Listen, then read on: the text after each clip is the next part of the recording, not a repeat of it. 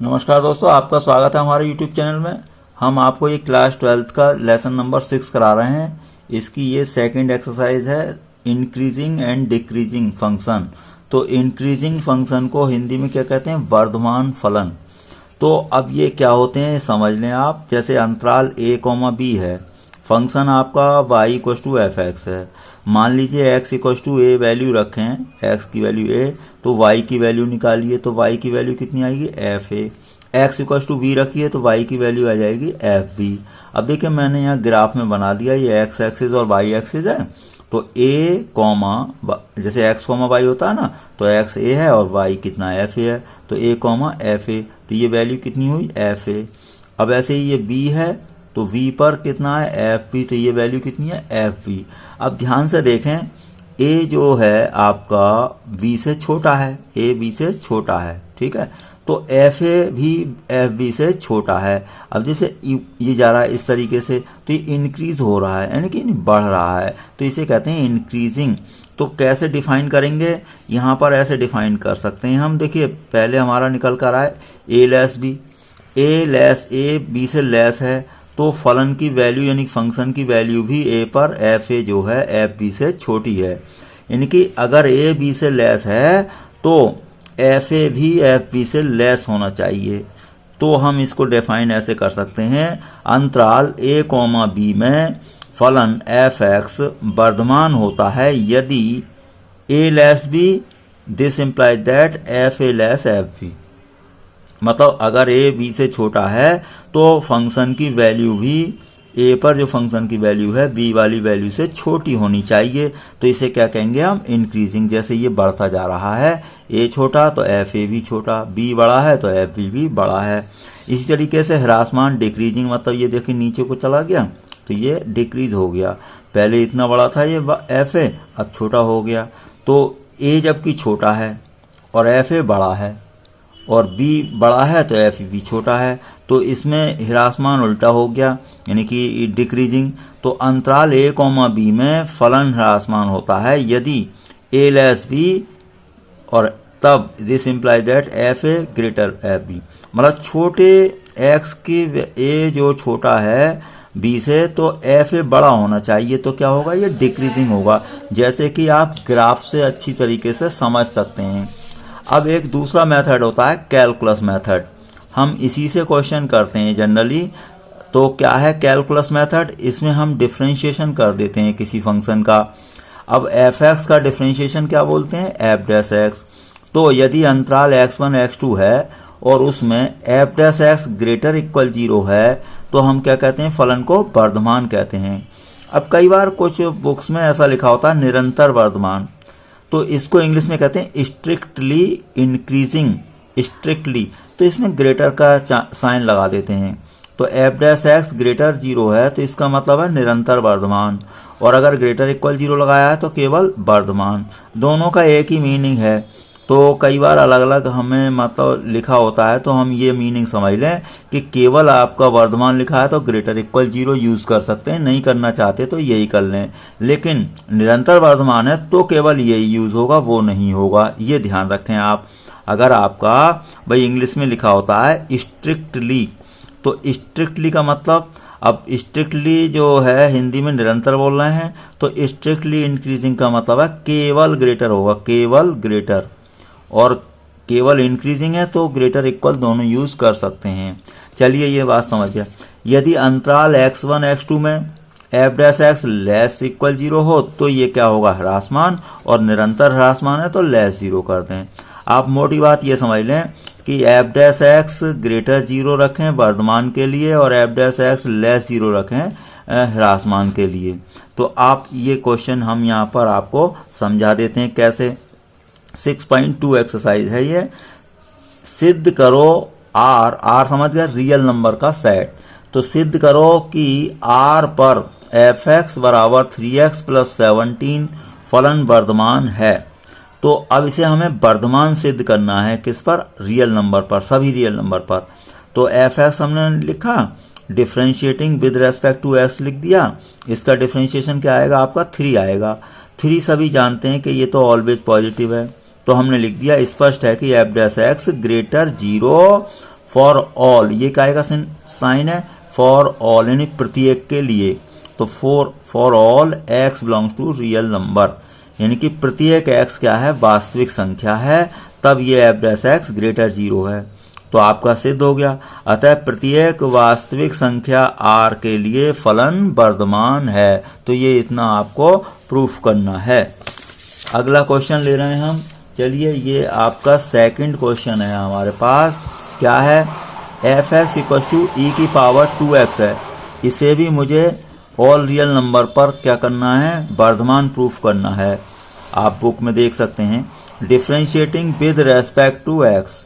तो पहले डिफरेंशिएटिंग कर लें, तो e की पावर x का e की पावर x होता है, लेकिन ये 2x है, x नहीं है, तो इसका दोबारा डिफरेंशिएशन होता है, आप जानते हैं, तो वो मल्टीप्लाई में आएगा, तो 2x का 2 हो जाएगा। चलिए, ये 2e की पावर x e की पावर 2x हो जाएगा। अब for all x belongs to real number, हम जानते हैं कि e की पावर x हो, यानी कि जितने एक्सपोनेंशियल फंक्शन होते हैं पावर वाले, ये सभी क्या होते हैं, ग्रेटर 0 होते हैं, यानी कि हमेशा धनात्मक होते हैं फॉर ऑल रियल नंबर के लिए। फॉर ऑल रियल नंबर के लिए जितने भी ऐसे होंगे 2 की पावर x, 4 की पावर x, 2 की पावर y, a की पावर x, सभी कैसे होते हैं, पॉजिटिव। तो ये हम जानते हैं कि ये पॉजिटिव है। तो फिर f डैश x क्या हो गया, पॉजिटिव हो गया फॉर ऑल रियल नंबर। तो बस इतना ही लिखना है। अतः फलन प्रत्येक वास्तविक संख्या r के लिए वर्धमान है, बस इतना करना है। थर्ड क्वेश्चन, सिद्ध कीजिए f(x) बराबर sin x से प्रदत्त फलन, यानी कि sin x दिया गया फलन, नंबर 1 पार्ट यानी कि a पार्ट 0 से π/2 में वर्धमान और π/2 से पाई में ह्रासमान और 0 से पाई में ना वर्धमान और ना ह्रासमान। ये प्रूफ करना है हमें। सॉल्यूशन आइए, f(x) equal to sin x, हमने फिर डिफरेंशिएट कर दिया, differentiating with respect to x, तो f डैश x कितना आया, cos x। अब हम जानते हैं कि अंतराल 0 से π/2 में cos x पॉजिटिव होता है। ये आपने 10th क्लास में चतुर्थांश पढ़े हैं, 11th में भी पढ़े हैं। तो देखिए, ये 0 से 90 वाला है, तो 0 से 90 में ऑल पॉजिटिव होते हैं, तो cos क्या होगा, यहाँ पर पॉजिटिव होगा। तो हम समझ गए कि 0 से 90 में cos x क्या है, पॉजिटिव है।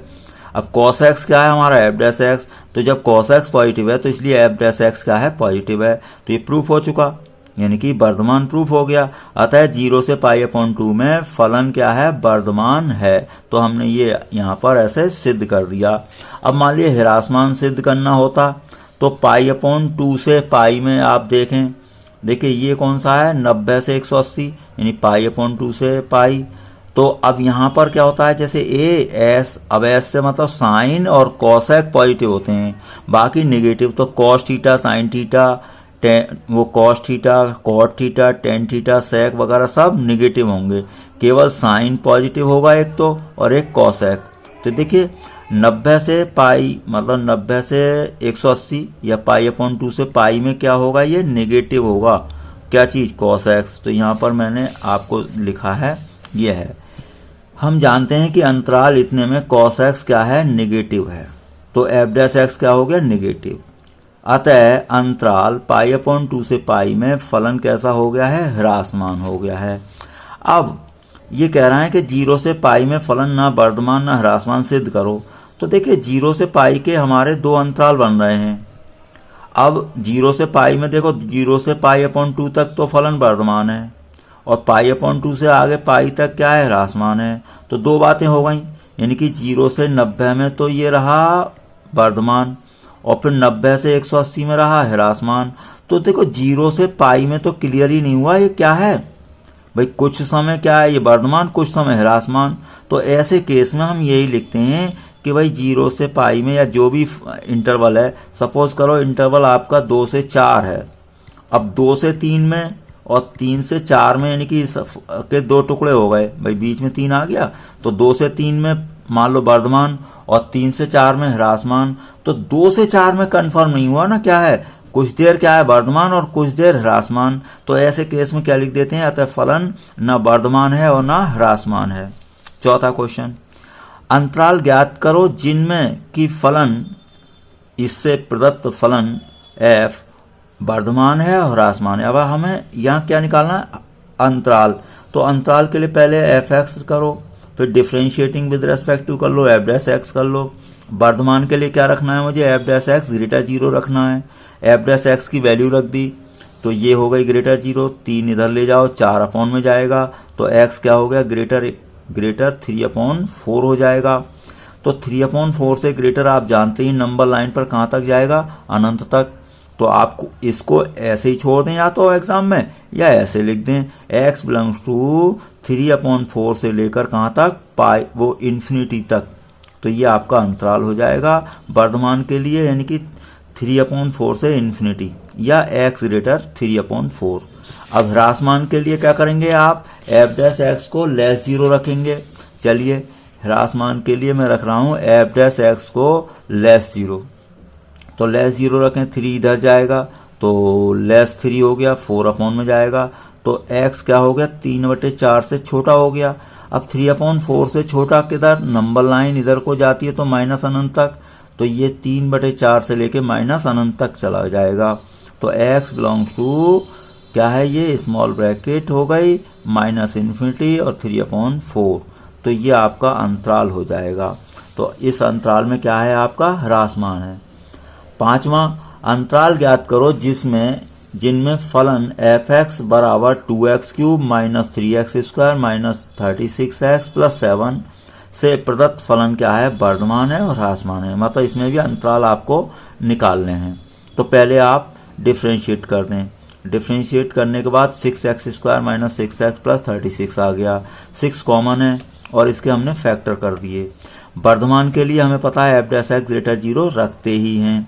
अब देखिए इसमें x-3 और x+2, इससे कितने मूल निकल रहे हैं, इसके रूट्स -2 और 3 निकल रहे हैं, आप पढ़ चुके हैं ये। तो अब 2 मूल हैं, तो ऐसे केस में जब कई आपके ब्रैकेट इकट्ठे हो जाएं तो नंबर लाइन बना लें। नंबर लाइन पर ये जो मूल हैं इसके रख दें क्रम से, सबसे पहले छोटा फिर उससे बड़ा। अब ऐसे रखने के बाद क्या करेंगे, आप दाईं ओर से, मतलब जो 2 मूल रख दिए हैं तो दाईं ओर वाले गैप से प्लस से स्टार्ट करेंगे लगाना, प्लस, फिर उसके बाद गैप आएगा, फिर उसमें माइनस, फिर उसके बाद गैप आएगा प्लस, मतलब क्रम से लगाएंगे जितने भी गैप हों। तो दाईं ओर से प्लस से स्टार्ट करें, फिर गैप में नंबर वाइज लगाते जाएं, प्लस माइनस प्लस। तो अब हम यहाँ पर ये देख रहे हैं पॉजिटिव यानी ग्रेटर 0, तो ग्रेटर 0 वाला एक तो ये है यानी -2 से लेस, तो x -2 से लेस, और एक ये है तो x क्या है ग्रेटर मतलब 3 है, तो 3 से बड़ा। तो आपका ये आंसर हो जाएगा कि x लेस -2 x ग्रेटर 3, या तो यहीं छोड़ दें आप आंसर। और अगर आप इसको इंटरवल में लिखना चाहते हैं तो देखो -2 से लेस कहां तक जाएगा, माइनस अनंत तक, तो x बिलोंग्स टू माइनस अनंत से -2 यूनियन, दोनों को कैसे जोड़ते हैं, यूनियन 3 से कहां तक, अनंत तक, तो 3 टू इन्फिनिटी। बस ये आपका आंसर हो गया। ह्रासमान के लिए एफ डैश एक्स लेस 0 रखते, फंक्शन तो वही रहा। अब देखिए नंबर लाइन भी यही रहेगी, तो ये लेस 0 है यानी कि निगेटिव है, तो निगेटिव वाला गैप देख लें, क्या है ये निगेटिव वाला गैप, -2 से 3, तो x है -2 से 3, तो मैंने यहाँ लिख दिया x किस में है, -2 से 3 के बीच में आ जाएगा, या तो यही आंसर छोड़ दें या इसको ऐसे लिख दें x बिलोंग्स टू -2 से 3, तो ये आपका आंसर हो जाएगा इसका। तो ये है आपका क्वेश्चन नंबर 5। 6 आप इसी तरीके के, उसमें कई पार्ट हैं, आप खुद करेंगे। अब 7th भी हालांकि उसी तरीके का है, लेकिन इसमें लॉग वगैरह है, मैंने इसलिए ले लिया है। क्या है, सिद्ध कीजिए कि y बराबर log 1 + x माइनस 2x और अपॉन 2 + x, x ग्रेटर -1 अपने संपूर्ण प्रांत में एक वर्धमान फलन है। तो देखिए इसमें x ग्रेटर -1 पर ये भी डिफाइन है और ये भी डिफाइन है, क्योंकि लॉग के अंदर का कोई भी नंबर ग्रेटर 0 होता है तो x ग्रेटर हो गया -1, तो इससे प्रांत आ रहा है x ग्रेटर -1। और इसमें क्या है, इसमें कोई भी रियल नंबर रख सकते हैं, लेकिन 2 + x नॉट इक्वल टू 0 और x नॉट इक्वल टू -2, यानी कि इसमें -2 नहीं रख सकते। अब देखिए -2 इसमें नहीं रख सकते, और इसमें क्या है -1 से ग्रेटर, तो -1 से ग्रेटर नंबर रखेंगे तो उसमें -2 आएगा ही नहीं। तो जब -2 आएगा ही नहीं तो आपका डोमेन केवल यही हो जाएगा, यानी कि x ग्रेटर -1। तो x ग्रेटर -1 पर ये चाहता है कि आप ये सिद्ध कर दें कि ये वर्धमान है। तो हमारा काम क्या है, डिफ्रेंशिएट करना पहले। तो चलिए डिफ्रेंशिएशन कर लें, लॉग का ये हो जाएगा 1/1 + x। इसका आप जान रहे हैं अंश बटे हर से करेंगे। तो चलिए मैंने डिफ्रेंशिएशन कर लिया, हर का स्क्वायर आ जाता है, हर गुणा अंश का अपकलन माइनस अंश गुणा हर का अपकलन। तो ये आपका सॉल्व करके आपका डिफ्रेंशिएशन ये आ गया है। अब मुझे वर्धमान के लिए f' ग्रेटर 0 रखना है। चलिए रख दिया। अब देखिए ये स्क्वायर है, ये हमेशा पॉजिटिव रहेगा, ये भी होल स्क्वायर वाला ये भी पॉजिटिव रहेगा। तो ये बचा, तो इसी के साइन पर डिपेंड करेगा सब। तो ये f' पॉजिटिव बनाना है मुझे, तो x+1 क्या बचा, पॉजिटिव बना दें आप। तो इसका मतलब क्या हो गया, x ग्रेटर -1। तो इसका मतलब ये भी लिख सकते हैं x बिलोंग्स टू -1 से इन्फिनिटी। तो इसमें क्या रहेगा, आपका फलन आपका ये वर्धमान रहेगा, यानी कि ये आपका ये पूरे प्रांत में, आपका प्रांत कितना था पूरा, इसने दे ही रखा था x ग्रेटर -1। तो -1 से ग्रेटर में आपका कैसा हुआ, वर्धमान आपका फलन हो चुका है। तो ये क्वेश्चन नंबर 7 है। हम 8th क्वेश्चन ले रहे हैं। तो 8th क्वेश्चन में क्या है, x के उन मानों को ज्ञात करो जिनके लिए y बराबर x और x-2 का पूरा होल स्क्वायर दोनों का एक वर्धमान फलन है। तो चलिए मैंने अलग अलग स्क्वायर लगा दिया दोनों पर। अब क्या कर दिया, डिफ्रेंशिएट कर दिया फर्स्ट इंटू सेकेंड से, पहला गुणा दूसरे का अपकलन प्लस दूसरा गुणा पहले का।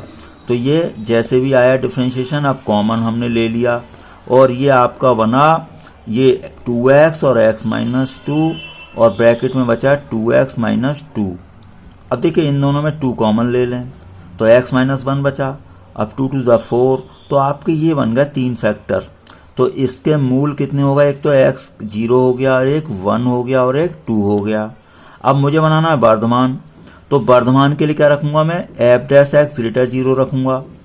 तो जब f' ग्रेटर 0 रखूंगा तो क्या आएगा, यानी कि f' का मतलब dy/dx। तो यहाँ पर f नहीं था, तो f भाई y = क्या होता है आपका fx ही होता है। तो dy/dx क्या होता है, f', एक ही बात हुई। तो f' या dy/dx एक ही बात है। तो dy/dx ग्रेटर 0 रखा हमने, चलिए ये रख दिया। 4 तो 0 के उधर पहुंच गया तो 0 हो गया। अब ये आपका ग्रेटर 0 है। नंबर लाइन मैंने बता दी आपको, 3 मूल हैं 0 1 2। तो सबसे पहले 0 छोटा है, फिर उससे बड़ा 1, फिर उससे बड़ा 2। अब देखिए गैप दाईं ओर जाइए अब आप, तो दाईं ओर से कहां से लगाएंगे, प्लस से। प्लस, इस गैप में फिर माइनस, इस गैप में प्लस, फिर इस गैप में माइनस। तो ये क्रम से आपके लग गए। अब मुझे क्या देखना है, केवल पॉजिटिव पॉजिटिव। तो पॉजिटिव एक तो यहाँ पर है, यानी कि इधर को जाते हैं तो लेस।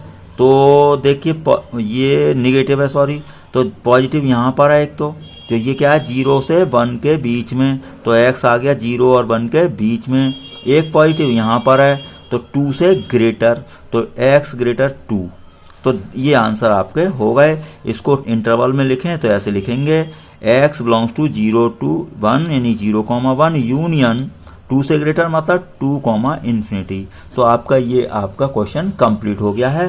तो इसके आपके 8 क्वेश्चन इस एक्सरसाइज के हो गए हैं। बाकी क्वेश्चन अगली वीडियो में आपको मिल जाएंगे। वीडियो देखने के लिए आपका बहुत बहुत धन्यवाद।